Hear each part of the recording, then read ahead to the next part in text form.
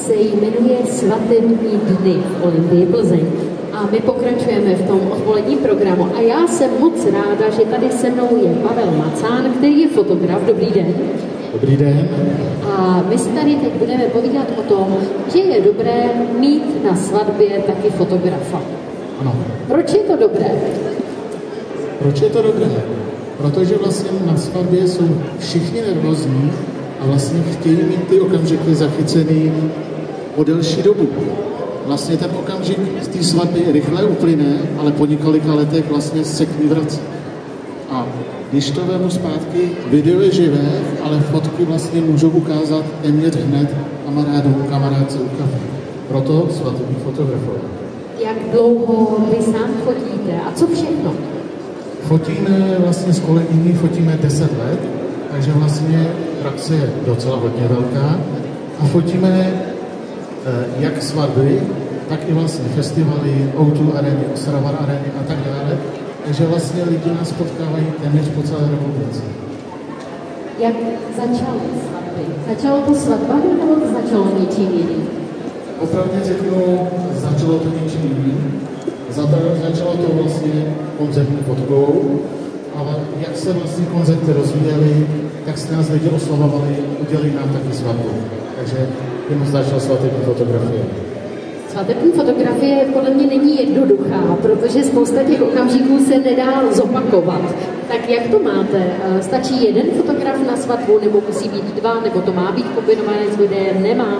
Jaký je váš názor? Můj názor je ten, že na svatbu dva fotografové.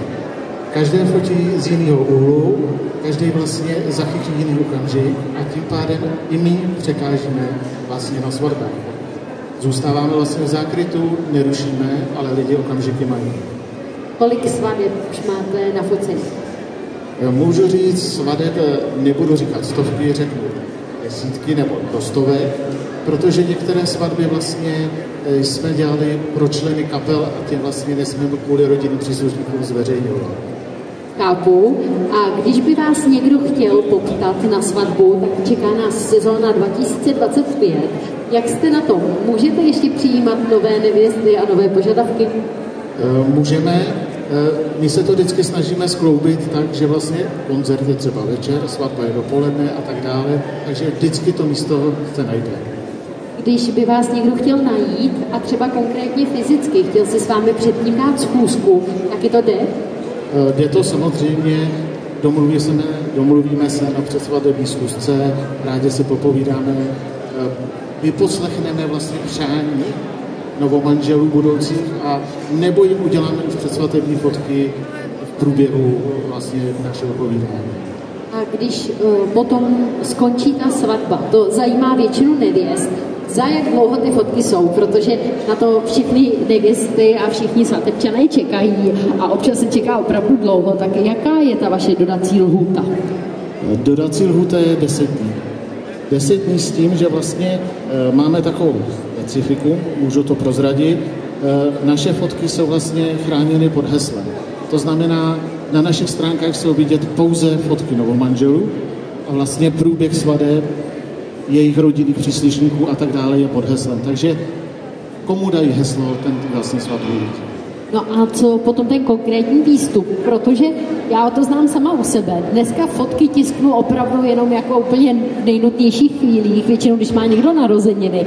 Dodáváte i nějaké vytištěné fotografie, protože ono jedna věc je mít to na CDčku a druhá věc je mít to prostě v ruce. Ano, dodáváme vlastně tištěné fotografie dle vlastně nabídky nebo domluvy, jakou si přijou v dálkovém setu. A na druhé straně i zhotovujeme svatební knížku.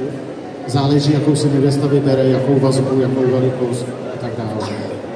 Takže, když by vás chtěl někdo najít, kde vás najde? Tady konkrétně na stánku. A jinak nás najde na wfoto.cz. Já vám držím palce, ať je ta svatební sezóna 2025 co nejobsáhlejší a děkuji vám za rozhovor. Já také děkuji. Naschledanou. Tak děkuji, to byl fotograf Pavel Macán, velký potlesk.